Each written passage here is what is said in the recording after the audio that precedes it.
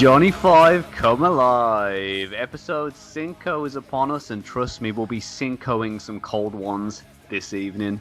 There will be plenty of short circuits tonight as we douse our inner motors with lovely dark ale. Stick around, beer fans, for the Lager Logs Points of View with Tom and Stu. I'm Tom, he's Stu. Say hello, Stu.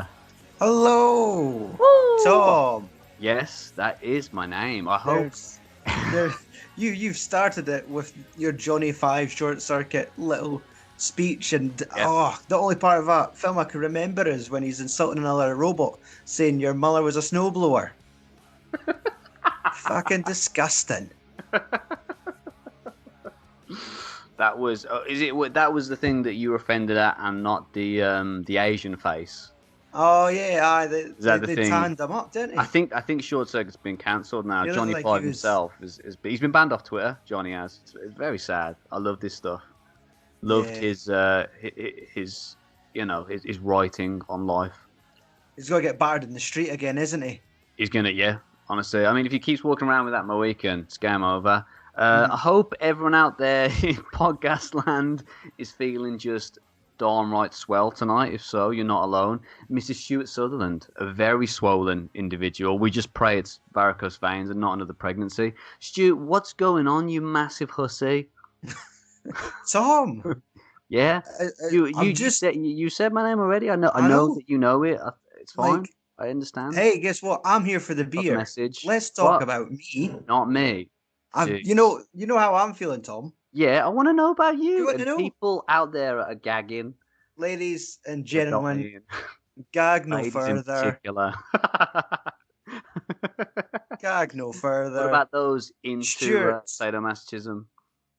We will continue to talk over each other for the rest of the episodes. Ladies and gentlemen, if you're wondering, Stuart's thirsty. So goddamn thirsty. He's been looking at his beer for the last 24 hours, going, When's it gonna happen? When can I have this beer? It's happening right now, Stu. Oh, I'm just, happy that you're okay. And if you ask me how I was, I just think it'd be a good start to the show. That's all. Let's fill the people in. Good. Moving on. I'm fine. Thank you for asking. Well, let's go. Another week of life in the bus lane. It's getting a lot hotter in the city recently, which is lovely. Okay. It means I get to kind of brown off my mozzarella-like complexion. I was wondering where that sentence was going. But although if I forget the SPF 50, I normally end up looking like marinara sauce instead. I'm a peeler.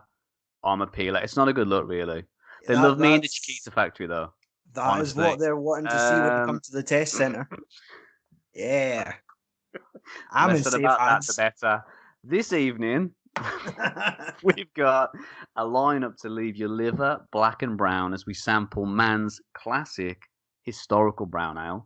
Then have a go on Wychwood Brewery's Diceman. We love their Hobgoblin, but will we find a place in our cold black hearts for another cold black brewski? Stay tuned to find out. Stu, are you familiar with the beers tonight? I'm familiar with Wychwood Brewery, just due to our history, of course, with beer. But Man's, no, I'm not familiar with Man's brown ale. Awesome. Yeah, so this will be both obviously new tastes for you tonight, which is awesome. I think I've had both these before, but very long ago. They're not fresh in my memory, so I'm looking forward to sampling them. So, seeing as you're absolutely gagging to go, our first beer tonight is Man's Brown Ale. Is this? Are you happy now? Are you pleased? Can we drink? Price check on Man's, please. I've got just like a little sampler. It is mine's a $2.75. You got yours at the multi-pack though, right? That's where they scam you. One of them is like a full size 500. The other 3 are little $2.75s. They're behind the big bottle. Right, I'm cracking it open, dude. Let's do it finally. Okay, it's happening. It's beautiful. I'm getting beer. Hops. Water. Sounds like you're trying to play a recorder. 3 blind mice. 3 blind mice. See how they run. He spilt his brown ale. Look, the show's over already. That's it. Let's stop it right there. Do you want to go on? Because I feel like we can't after that. You pour in. Good lad. I'm pouring. He's on his best behaviour tonight. Just I stare into your soul as I pour this brown ale. I'm going to stare at you, Brewski. You stare into my soul. I mean, I would shield your eyes, though. Put it down onto my Lager Logs beer mat. At least put some aviators on, honestly. Right. Cheers, buddy. Cheers, buddy.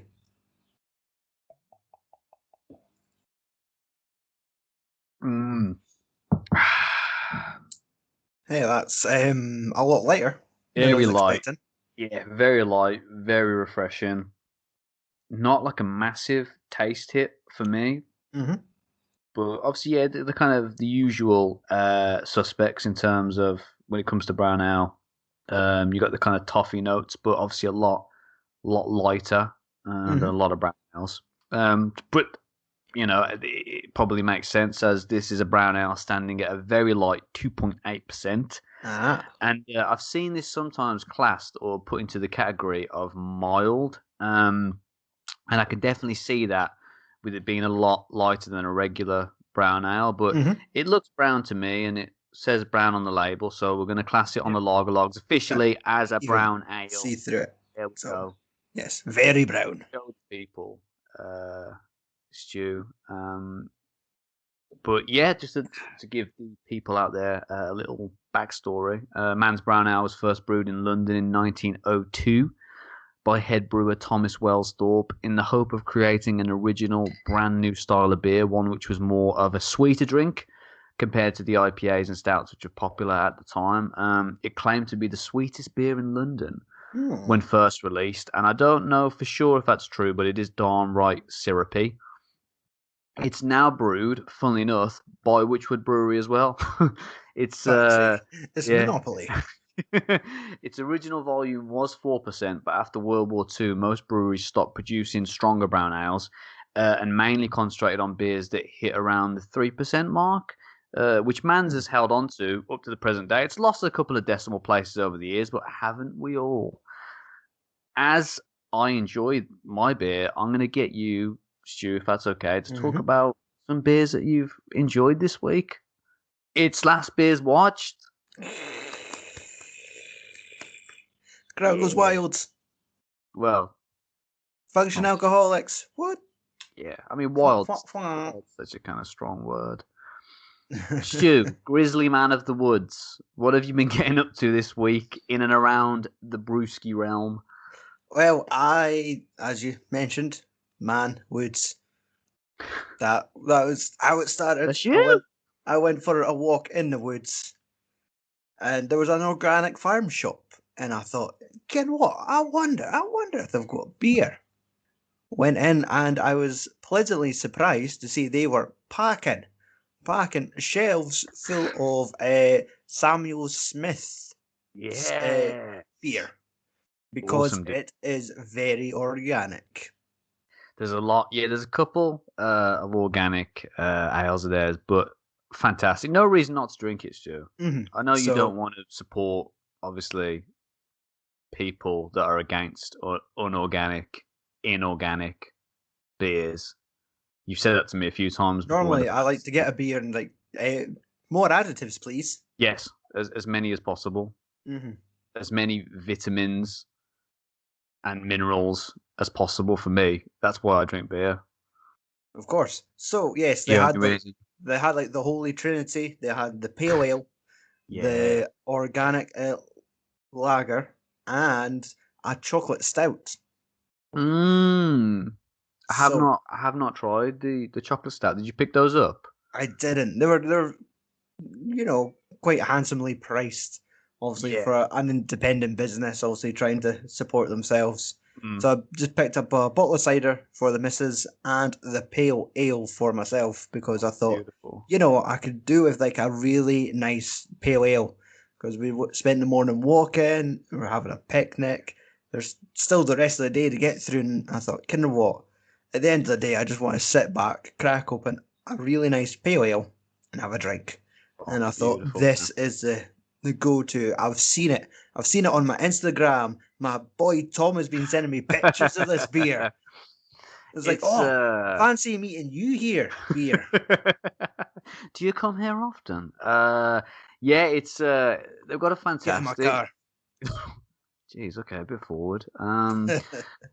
You got to wine and dine me, my man. Yeah, they've got a fantastic line. I haven't tried the lager, and I haven't tried the chocolate stout like you mentioned, but I have had, obviously, yeah, as you said, the pale ale is fantastic, and the wheat beer as well. I remember that one being really interesting because it just tasted to me like a really, really nice, almost like a sweet bitter, and their porter as well would be a recommendation. Definitely, that's one that I really enjoyed. But yeah, they're fantastic stuff. Honestly, I haven't had one that I've been disappointed with. And I was pleasantly surprised. It was definitely just this nice, really rich pale ale. Like at drinking it, you got a real silky texture off of it. Where it was just like surprisingly, I think if it's just because it's organic, so it's better than everyone else. Kind of thing. Yeah, possibly. I was the way it's been produced. Yeah, I was quite surprised, obviously, with it not being. It almost had like the smoothness that you'd associate with like a draft can or something. It was just really nice, silky. It was beautiful. So I'm really glad you enjoyed that one, man. Yeah, definitely did. Yeah, it's a line that I'm always kind of on the lookout. They are a bit pricey compared to a lot of other beers, but I think they're interesting enough and tasty enough to have a go on for sure. And I love the label design. Kind of had that old fashioned. It's like, this could have been like the beer that my granddad was buying. But you look at it, it's like, man, not that actual bottle, because that would probably be it's vintage. That'd probably be caught right now. But when you look at the design, how it's kind of like that pale tan color with the red and black writing, it makes you think back to the fucking ancient copies of the Beano or the Dandy, just very old classic comic. Yeah, now you say, yeah, definitely. Yeah, getting those vibes from the I got those vibes from the artwork, definitely. Aye, so it just rang out that great vintage look. Really nice, yeah, so really nice kind of design. I appreciate it on several levels. Awesome, dude. That's that's a fantastic line. And I would wholeheartedly recommend the viewers, listeners, to check them out if they come across them, because it's definitely worth it. You don't see it a lot in supermarkets, but you do see it, as you say, kind of in your smaller shops, and you kind of more kind of off licensee kind of places. You do come across it from time to time, but I think you can buy more from the website. So I would check it out. Party people, definitely. What about you, else? Tom? Have you had a beer this week? Me? I don't drink during the week. I only drink for this show. And I have to force myself to drink. You not tackled any green ducks lately? I shoved them in your mouth. I had another really good week. I completed my sampling of the output from Otter Brewery. It's a brewery located in Devon and has been the mythical subject of many late night conversations between me and my boy Scott. And it's has been praised as the best beer he's ever had in his life. Oh, and we've always discussed it. Big, bold claims. And we've always discussed it, and finally managed to get a bunch of their bottled beer delivered. Mm-hmm. And we had a fantastic night involved in that. Far too much sausage, and jeans just not fitting quite how they used to.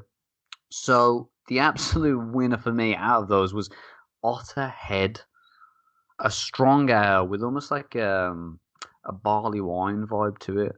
Fruity, kind of raisiny sweetness, and a really long, nice aftertaste to it. Beautiful stuff. I think it's 5.8%. Nah. Mm. So it's got a decent little kick to it. Really nice kick to it. Really kind of lingering kick to it. The Otter Bitter and the Otter Ale were kind of interchangeable to me. Probably need a little more experience on them to really get to the bottom of things. But one was a bitter, the other a best bitter, and they tasted very similar, very drinkable. Could see them working wonderfully on draft. And then the final one was Otter Bright. It was labelled as a lager in their own words, but functions more as a golden ale for me. Very similar body to it, very similar taste to it. Supposed to have some lemon notes going on, but I didn't really pick up on that. But a very refreshing, crisp brewski, nonetheless. So brilliant chance to kind of taste and compare a brewer's back catalogue, and brilliant to finally get my lips around the mythical Otter. Shout out to my boy Scott. I know he's listening. Shoot, how are we feeling about the Mans? Just to check in with you, how you getting on with it? Yeah, very drinkable. Finished it. Possibly only because I've got like the equivalent of a half pint, but I could almost kind of get that. Right. What they mentioned on the back, luscious flavours and hints of a roasted creamy toffee. Yeah. I could maybe almost get that. I'm never too one for picking up these vibes, but there's definitely kind of that smooth, creamy texture. Very light. It's very smooth, and I remember it being a bit more sweeter than this, but it is still kind of very sweet. How do you think it compares to Newcastle Brown Ale, which we sampled all the way in season 1, episode 4, maybe? All right, Brian, blessed. Well, you keep going on like that, I'm going to be out in a flash. So you're saying, definitely Brown. The Nuki Brown was, I think, far sweeter. Still, maybe just as drinkable, maybe not as smooth. Bit more going on flavour wise. Yeah, like it definitely hit more notes, and I'd imagine it would have had a higher volume to it. Yeah, it's like 4.7, I think. But yeah, I think this is why a lot of people would put this in the kind of mild category rather than a brown ale. For people who are familiar with kind of the two, or kind of the comparison between the two, it's just brown ales are just a tad stronger than a mild. Obviously, both have very similar taste profiles. But if you had to put the two bottles in front of me, I would probably go for the Nuki Brown. Nuki Brown, bit more flavour for you. Yeah, awesome, man. Yeah, I think, to be honest, I'd probably choose a Nuki over this, but I still think this is a great brewski, very refreshing. And a recommendation from me. I don't care. I'm handing out recommendations here, there, and everywhere, and I just don't care anymore, Stu. Oh, we've noticed. We've seen how you show up. Did you notice?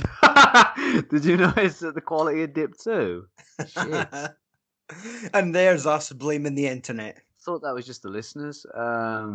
Right, our second beer of the evening. I'm just gonna down my last little bit of Mans. You say that. You fucking enjoy the rest of that beer, knowing what you just said. Moving swiftly on, our second beer of the evening is, of course, Diceman Stout. From one man to another. I know, yeah. Apparently, Andrew Dice Clay's favourite beer. I read that on Wikipedia. I don't know whether that's citation true needed. But yeah, definitely need some kind of backup on that. Let's crack this bad boy open. Oh, as I've said, I think we're both big fans. Me in particular of the Hobgoblin. So I'm looking forward to this one. I'm hesitant.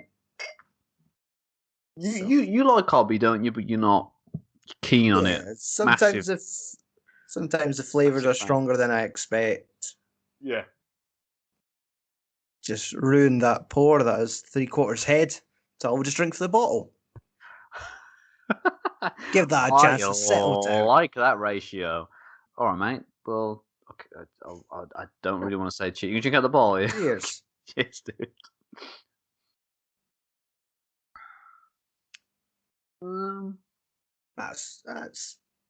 That's like not that bad. Drinkable. Yeah. I'm getting. I sense doubt, Tom. I sense you were expecting more. There's like, yeah, I think so. There's a nice little kind of smokiness there to it on the back end. It's okay. I was expecting it maybe to be a bit more flavoursome, but you enjoy that, Stu, while I fill the people in about this beverage. So here we have, Wychwood's Diceman, a stout from the legendary British brewery based in Witney, Oxfordshire. The brewery began as a barley malt house in 1841, and after a few different uses by a few different brewers, most notably Courage at one point in history. The company was founded there in 1983 as the Eagle Brewery, then Glenny Brewery, and finally in 1990 the site was named the Wychwood Brewery after the nearby ancient Wychwood Forest. Ooh. Are you scared? Fucking shit myself. Okay. Because you didn't look it, and I wanted to ask. No, the stout's kicked in. Okay, I worked hard on that sound. I practiced it. Tom, this isn't ham radio. Move on. Ham radio. Did you say ham or hand? Ham. I had a ham sandwich earlier, and it was really good. How does it compare to the stout? I mean, they're just very different. You know, it's hard to compare. It's like comparing apples and dragon fruit. You know, Hobgoblin What about the beer? is the company's flagship brewski. We all know it. We all love it. But the range has evolved over the past few years to include some very interesting beers. Five Head is their session IPA. Gingerbeard, a ginger beer. A couple of golden beers called Dryneck and Firecatcher, respectively. And Shy Giant, which I hear is kind of an American pale ale situation. Yeah. Dirty Tackle is their best bitter, and I still haven't managed to track that one down, but the search goes on. I don't know whether that's only available as draft, which is quite disappointing, but yeah, I've kept my eyes peeled for that one. But let's do something else now, and I think at that time of the evening where we turn down the lights, light a few candles, get super sexy, and answer you beautiful people out there's questions. I think I just said questions. Questions. It's listeners' questions. Right. Jeez, a couple of real doozies tonight. Both related. Being handled by a pair as well. If you've got any problems with me and my presenting skills, I think you need to take it up with me after the show, okay? Well, let's hope the connection lasts. Fingers crossed, buddy. Fingers crossed. Yeah, a couple of interesting questions tonight, both related to presentation of beer and our consumption of the beer. And because I'm really thirsty, I'm going to say the question. I want you to answer it. Amy Doyle, 89. I nearly forgot to say who it's from then. That's very, very disgusting of me. Amy Doyle, 89, asked us best way to drink a beer. Cold straight out the fridge, and then secondly, on a kind of second level or second tier of the question would be, if you had, you choose which is the best beer going. Well, I guess. Did you prep for this? Because I'm worried. Yes. The beer. To me, before, honestly, I thought beer straight out of the fridge is the best. Cold as, nice and crisp. But when we done our beer tasting, they did mention, I think, the 80 shilling about how sometimes it doesn't need to be stone cold out of the fridge. Yeah. Like, let a beer sit, let it kind of get to room temperature to really experience the flavours. So it has cast doubt in my mind of, hey, maybe not every beer needs to be kept in the fridge to the very second that you need to consume it. Yeah. Maybe letting certain types of beer sit around, warm up a little, and I don't know, it might just become more flavoursome. It might release more aromas, but I would have to kind of know what's the type of beer that you should leave to mellow out? Does it need to be like a shilling or like a brown ale?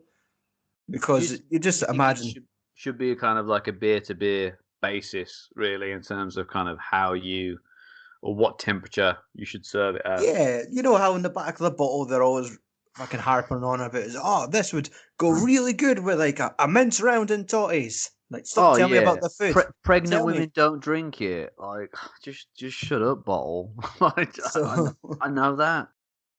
so yes, even if I don't imagine maybe some bottles do, but kind of tell you the best way to sample this beer is to either stick it in the fridge or kind of have it room temperature. Yeah, So, I mean, I vehemently encourage cold brewski. mhm. You know, maybe not. I think maybe some lagers, some lighter beers, work better at kind of freezing cold temperatures. Aye. And I feel like maybe your kind of maybe more malty beers, stouts, brown ales, bitters, etc., would be work better at kind of a little bit warmer, not too warmer, but a little bit warmer. But Mhm. I know there's obviously ale enthusiasts out there which Yes. insist on a more room temperature presentation, especially for cask ale, which I can understand. But my preference would always be for a colder Cold, beer. frothy beer. Yeah, I mean maybe not Iceman temperature, but definitely a little chilly willy. What is sorry as I throw things across the room. What Please stop. is that beer that they serve it? I think it's Guinness. Then you've got Guinness extra cold. Extra cold, yeah. So what's the reasoning behind that? Because obviously, yes, a nice cold pint is good, but an Yeah. extra cold one. Yeah, it's Where's the because benefit? it's cold, but it's like extra amount of coldness in the extra cold beer. Fuck, I wasn't ready for that detailed answer. Um, Well, you should have prepared yourself. I believe I've been schooled. I do apologise for speaking out loud.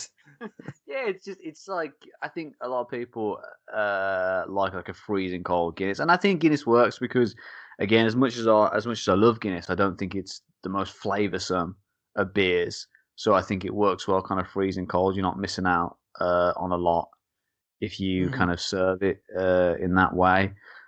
But yeah, as even maybe you kind of your darker beers, even if they're maybe a bit lighter in terms of taste, they Mhm. probably work well, kind of ice cold as well. But yeah, I like a cold beer, dude. Especially on draft. That's just kind of what I crave the Mhm. most.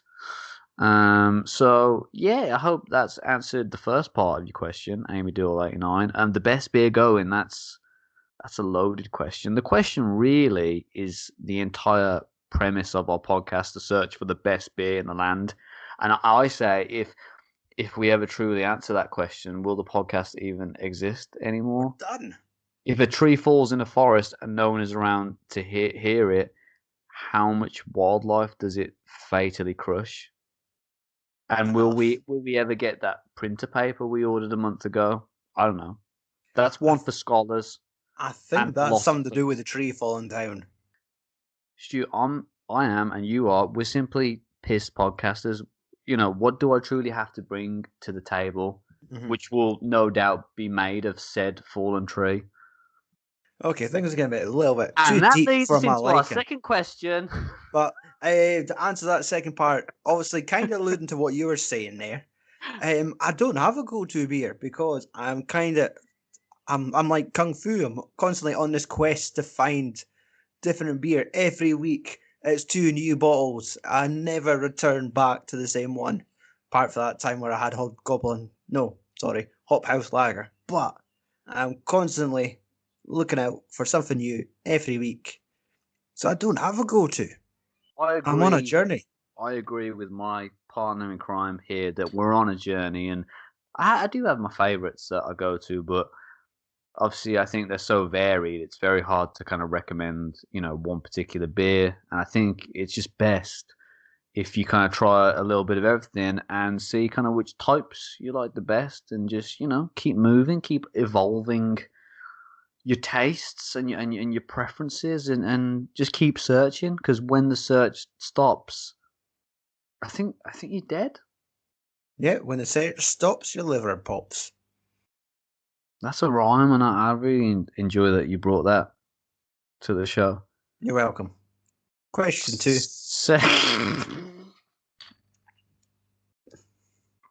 Joanne Thomas 2859. Great second name. I don't know about the first one, but the second one's fantastic. Straight from the can or bottle or poured into a glass. How do you prefer your beer? To be honest, I think I do prefer just drinking it out of the bottle. Mm. But when doing the podcast, I felt like it was kind of our duty to do the pour so we could kind of get that visual representation of the beer in the glass. That's So why we- I drink out of the glass as well. So I've noticed you've not done that at all this season. These days I'm going straight from the can or bottle to save on washing up. You know, this is So ti- see times that's a this benefit. up. You save a tumbler if you drink it right for the bottle.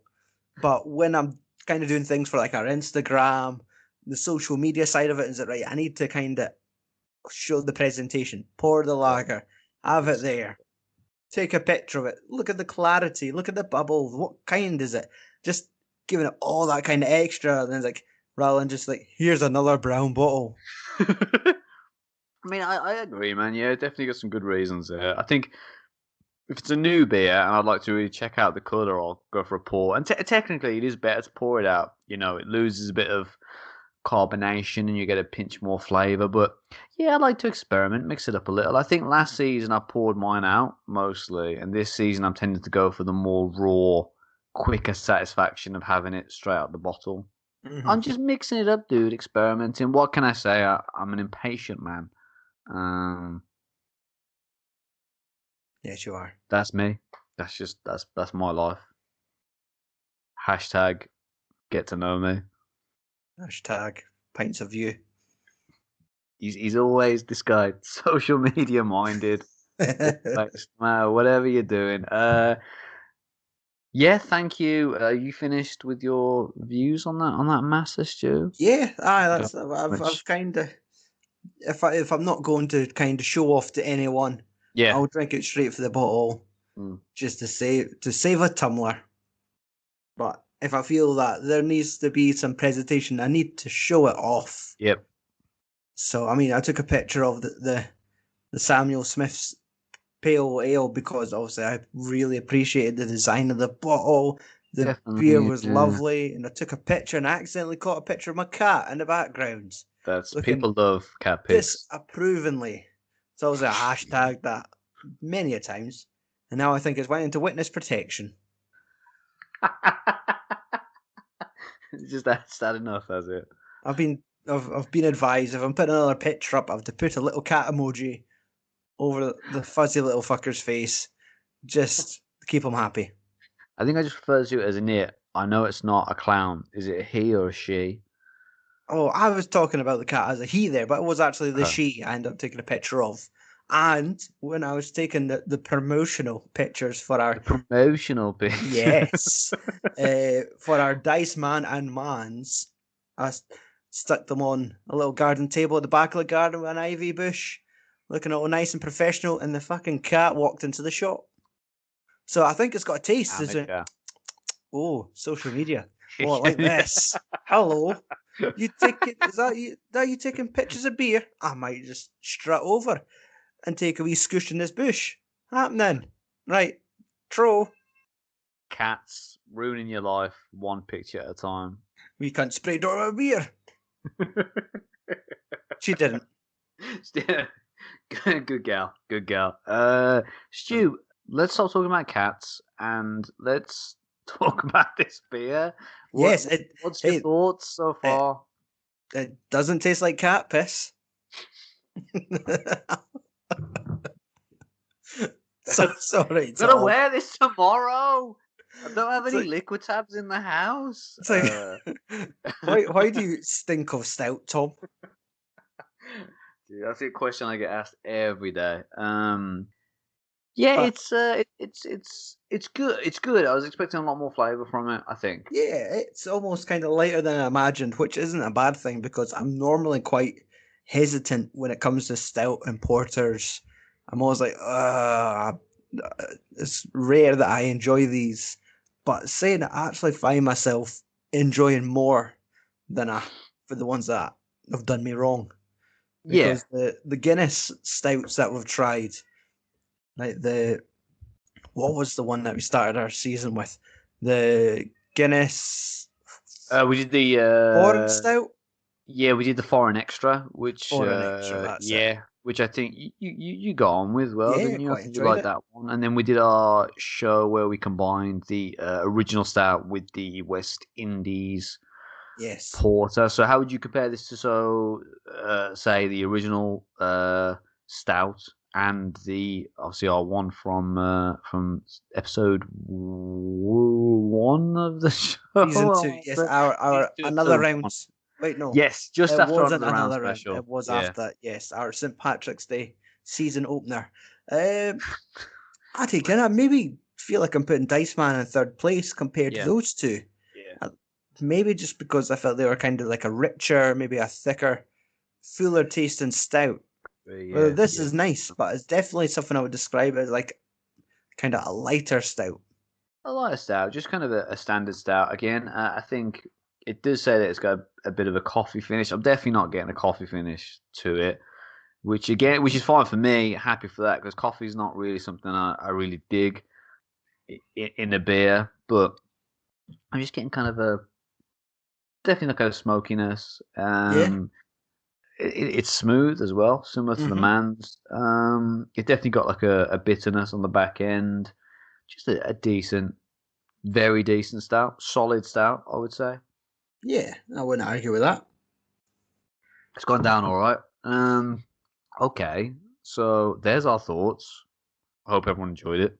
Mm-hmm. Before we sign off this evening, there's one last scratch to itch, one last box to tick, one last tick to scratch. God damn it, I knew I shouldn't have slept with a dog again. Stu, if you will please, good sir, initiate the hoop of hops. Oh, look at him go. This is my hoop of hops dance. Keep dancing, the page is loading. I'm just dancing to just no music. That's how I normally dance. I love a silent disco. Or should I say dick so? Okay, right, the page works now. Okay, Stop thank God. talking. Thank God. That's- Thank God. Yeah, I right. just lost it there for a second. Yeah. Okay. It's quite small. Can't really see it, but How about now? yeah, that's bigger than needed. Okay. Stu, spin that bad boy. Here we go. Oh, please. Oh no. We've narrowly avoided that then. We've got a Belgian ale. Yes. Fantastic. We were Beautiful. almost having to deal with a barley wine. I mean, I didn't want to spoil it. That's definitely on the agenda for sometime in I'm the going to have to season. fucking buy that gold label, aren't I? Yes, you are. we've got a Belgian, fantastic. And what are we pairing that with, Maestro? Let's find out. Spinning the wheel. All the anticipation. Blonde ale. We're going blonde. Beautiful. Blondes do have more fun. Fantastic. That's a lovely combination. So we got Tell me about the Belgian and the blonde. We got a Belgian. I've got a few stories about that, dude. That's an No after fucking doubt. conversation. Guys, yeah, that's our show.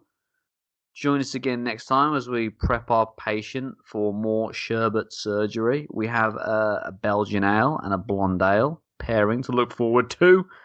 We drop Anchor every Friday night, so make some space in your captain's log for a couple of sozzled sailors. It's at the Lager Logs for our socials. Stu, anything going down over there to report on that you'd like to highlight? Hey, we're slowly getting up towards 200s. Yeah, we are. Followers on our Instagram. It's slowly creeping up each week. I'm more than pleased. If you think you know someone that needs the lager logs in their life, of course they do. Please Everybody does, man. tag them on Instagram. That sounds like we're begging, but we're definitely not because we're not on our knees. right now. We're kind of sitting on chairs. So Yes. that's just a please rather than a do it before we kill your family. Right, it's been an honor, a privilege, an absolute hoot as always. But there's only one thing left to say, and that's bon voyage, booze hounds. Say goodbye, Stu. Goodbye, Stu. Cheers. It never gets old. It never gets old. Awesome, man. We might expect to get through that without